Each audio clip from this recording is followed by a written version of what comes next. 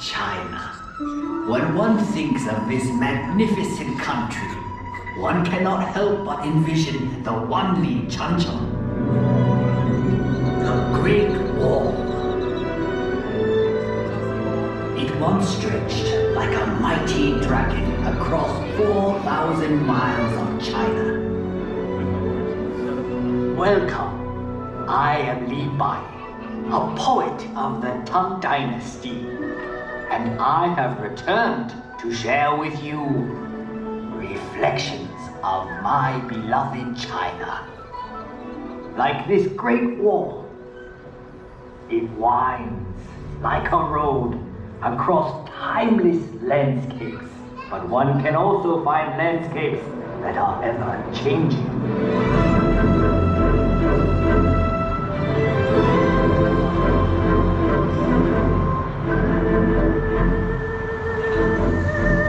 Shanghai, a city forever reinventing itself.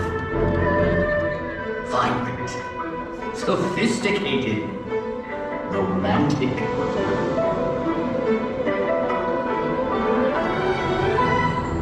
As Shanghai reflects modern China, historic Nanjing Road reflects modern Shanghai.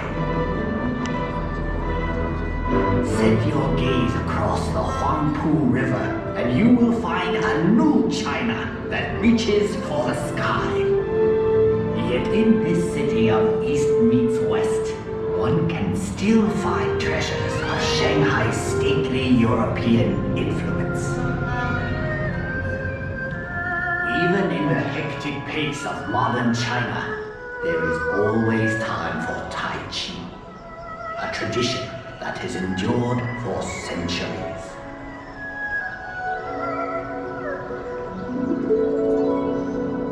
Up here on Huangshan and the Sea of Clouds, painters and poets like myself have been inspired for generations. In China, we say, a poem in every painting, and a painting in every poem. We have had a long history. Much of it has been recorded in this fashion. However, it may be said that the history of the Chinese people is not written in ink, but with water. The mighty Yangtze River.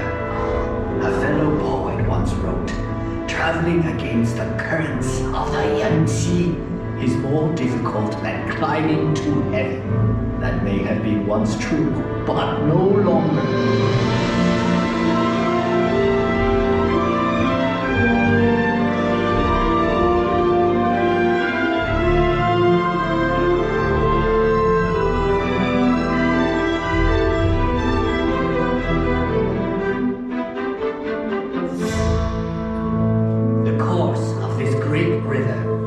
Mountains and valleys touches the lives of 500 million Chinese.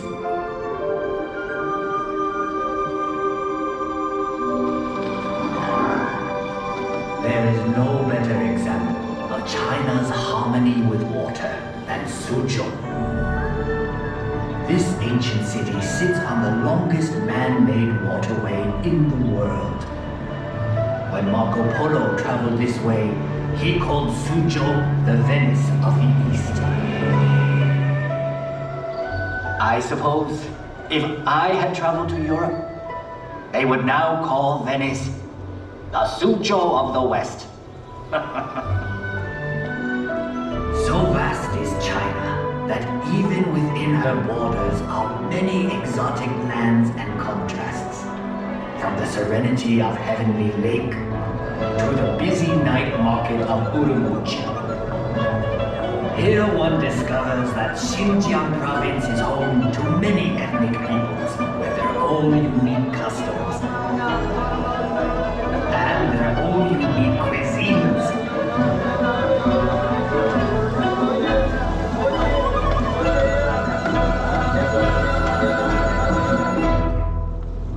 Out here in the Gobi Desert, one still finds travelers on the ancient Silk Road. The same road that over 700 years ago brought Marco Polo to these very gates. The gates of Zhaoyuguan, the extreme western end of the Great Wall. A visit to Inner Mongolia shows us a reflection of an earlier time. Here, the nomadic people still live much as they always have.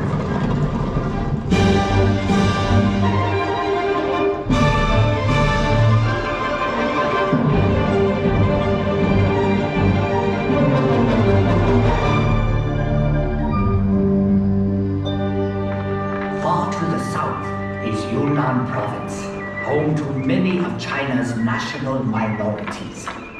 The cultures of this province are as diverse as the landscape, like the Shilin stone forest, one of nature's unique wonders. In the far northeast is Heilongjiang.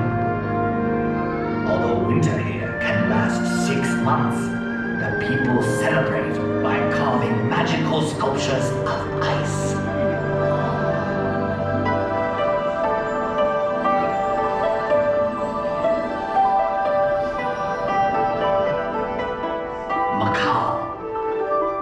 After 400 years, this exotic land of Portuguese charm is once more within China's borders.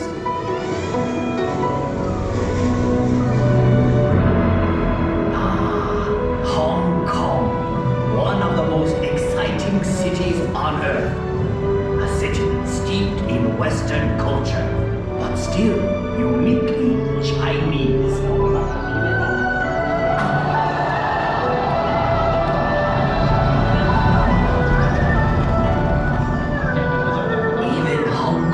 Buildings, thrusting ever skyward, reflect the city's vitality. Hong Kong, ever on the move. Yes, the Chinese landscape changes swiftly, but one can also find enduring legacies that reflect our past. Everywhere one sees our history. Ancient treasures, like the 9 dragon screen, reflect our traditions. Dragons were a powerful symbol of the emperor's authority. For centuries, the tombs of China's emperors have been watched over by these remarkable warriors of terracotta and these figures of stone.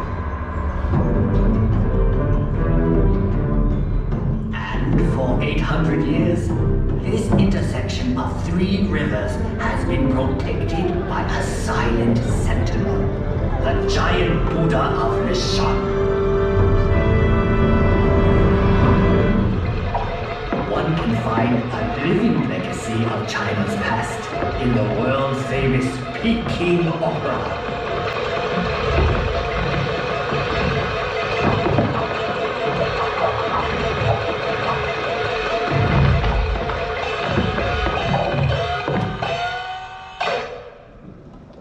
In the center of Beijing is perhaps China's greatest legacy, the Forbidden City.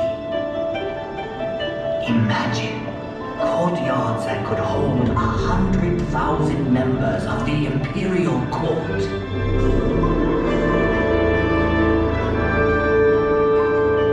For 500 years, this vast walled city was the home of 24 emperors, the sons of heaven. But today, all the world can pass through this gate.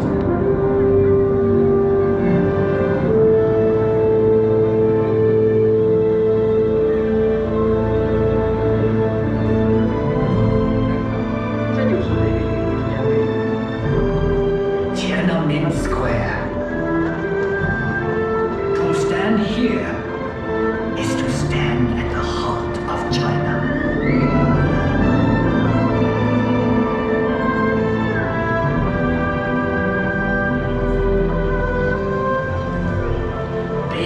Bai Park was once a playground for the Emperor, but now it is a playground for all of China.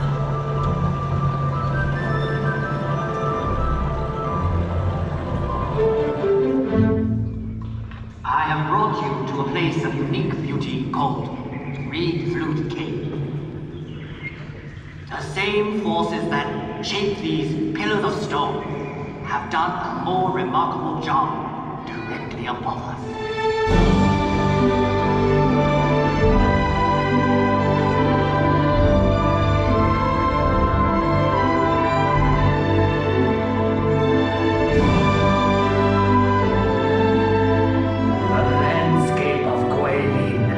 Unsurpassed in all of China.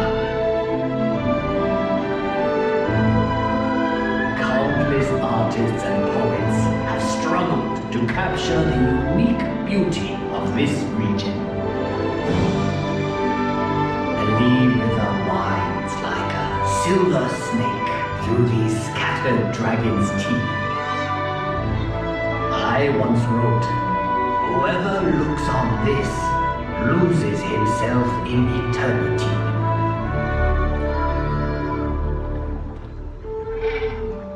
We have seen many reflections of China, but the true face of China can be found in our people.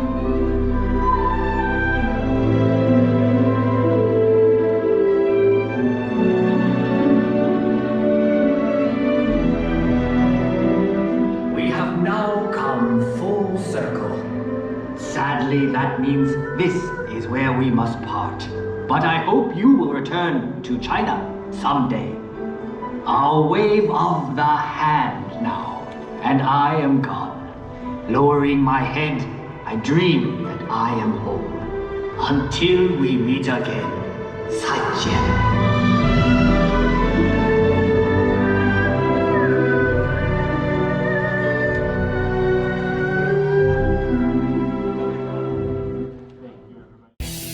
Thanks for watching! Be sure to click that like button and subscribe to our Endless Summer channel.